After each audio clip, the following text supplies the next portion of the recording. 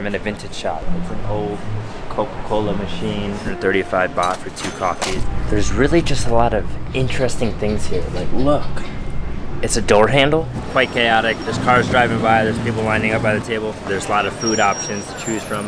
And they paid for our beer, which we didn't want them to do. We tried to tell them no, but... Well, today, currently exploring an area on the edge of Chinatown at a place called Warehouse 30. And there's a bunch of different places you can check out here. Like here, I'm in a vintage shop. Check this out. It's an old Coca-Cola machine with a globe on top. There's a lot of old things in here. Canada Dry, ginger ale, all these old signs. Pretty cool place. I'm gonna walk around, check it out. The name of it is Utut and Horse Unit, I think. So it seems like it's a collab between, I don't know, 2 small vintage resale companies, but very, very cool area. This is kind of a view of it, if you can see. Lots and lots of things in here. Did just come from a cafe that's right next door called the Coffee Roastery, or the Coffee Roaster by Library. Super cool.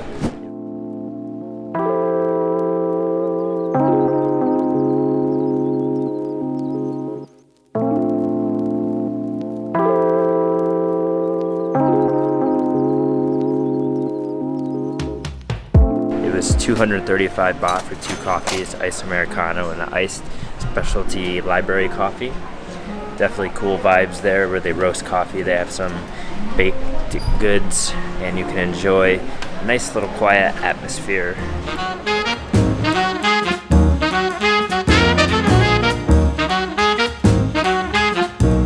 That vintage shop was super, super cool. Lots and lots of cool things in there. Old maps from about 100 years ago. I wanted to buy so much, but you can't really buy anything. Can't put it in the suitcase. Can't really store it, so maybe one day. So neighborhood 30, wait, neighborhood 30, no. Warehouse 30 is like a neighborhood, I guess. I was checking out the sign there. There's like a directory to where you can go, what you can visit nearby. Seems to be a lot of things associated with art.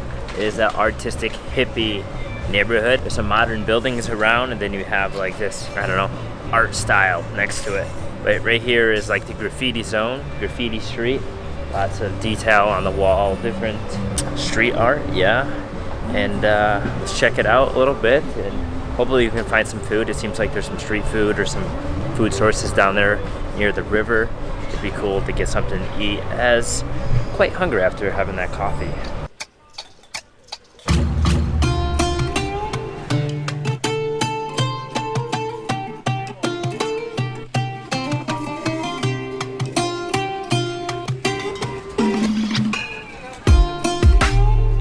So it turns out this side of the river, it's right across from Icon-Seum, the very famous big mall. It is very, very fancy, very artsy.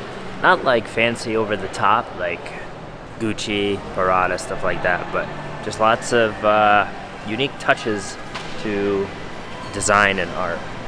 I don't know how else to explain it, but currently in the mall, some little mall that's located on the side of the river here. There's lots of stuff like here.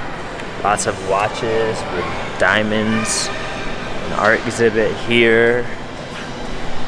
Some bunny face thing over there. There's gem stores or crystals. Pop-up art exhibit. Here you go. River City, Bangkok. That's the area. River City Contemporary. River City, Bangkok, look it up. You'll see this area. Definitely should come here and check it out. Wow, look, there's eyes up there. I think these are supposed to be like something, aquatic animals. Lots of bunnies. I don't know what this is, the Rabbit Kid, part Illuminati. So an interesting thing is, about a week ago, we were at Icon-Seum and we left very late at night at like 10 o'clock and took the ferry over to here. And we had no idea that any of this was here because it was so dark and nobody was, you know, showing it, nothing was open. But now being here in the daytime, it's really cool to see. Definitely a place you have to visit. Wow, these streets just keep getting even better. More artwork, small little alleyways squished in between a couple buildings. People displaying different artwork here.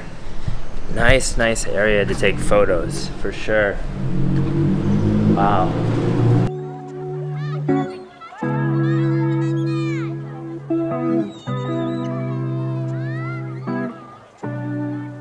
There's really just a lot of interesting things here. Like, look, it's a door handle, and you just maybe shake the hand to get into somebody's home. I don't know. In between all of these alleyways are just people's houses, and it appears that most of them have just closed their doors. Maybe they're open during the day, and I think maybe it's because the other part of Chinatown, where the big road is, the main place, it's always booming at nighttime. So maybe staying open here late at night, they're not going to have much business, so they're better off to do it during the day when that part is more closed. I don't know, that's my assumption, but this is definitely a cool little area to come by the riverside and just walk through the alleyways and check them out.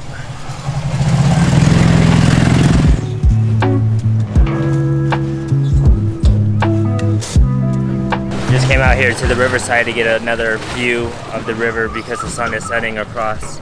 You can see it there behind the tower. Gonna head back into the inner part of this and keep exploring. It's very quiet in some of these streets.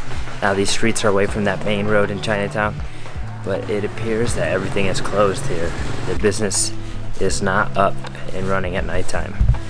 So it's kind of cool to walk through these side streets and get a look into the life of the people that live here. As you can see, not all the shops, not all the restaurants are open.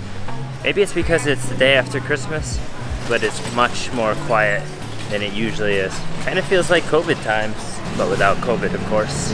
Well, we found a place to sit down here on the side streets in Chinatown. Quite chaotic. There's cars driving by, there's people lining up by the table. The restaurant we're at is quite busy. Not really sure what the name is, as it's all in Thai, but it is definitely good. There's a lot of food options to choose from. Everything's kind of cooked and ready, and they just heat it up and they serve it to you. It took a little bit to get our food, but it's okay. It came out, it's hot, it's fresh. Very hard to film, very hard to film and eat at the same time, but I'm doing what I can here. We ordered a Singapore beer. Got a big old Chang beer. Not so bad.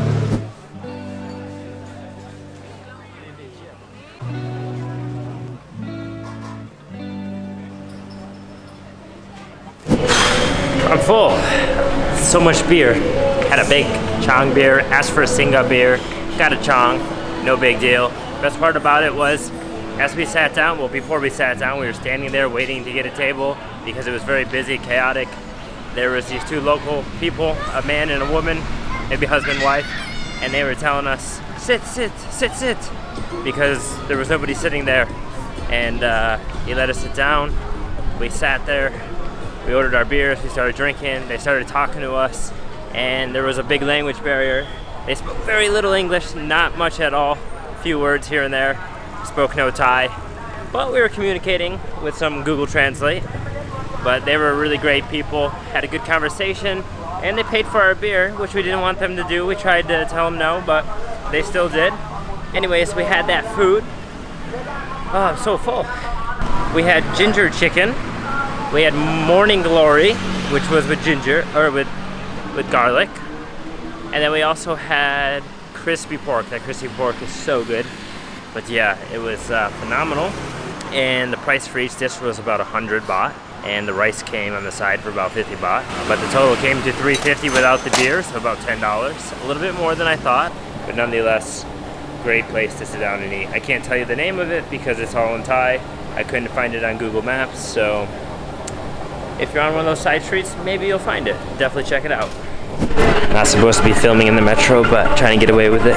Just past the security guard. But one thing I wanted to say is Chinatown during the week, especially on Monday, especially the day after Christmas, is nothing compared to what it is on the weekend, on Friday, on Saturday.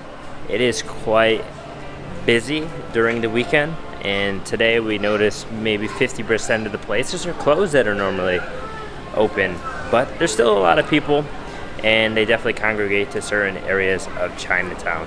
So definitely check it out, whether it's the weekend, whether it's the weekday, and wander the alleys, get lost. It's something you need to do.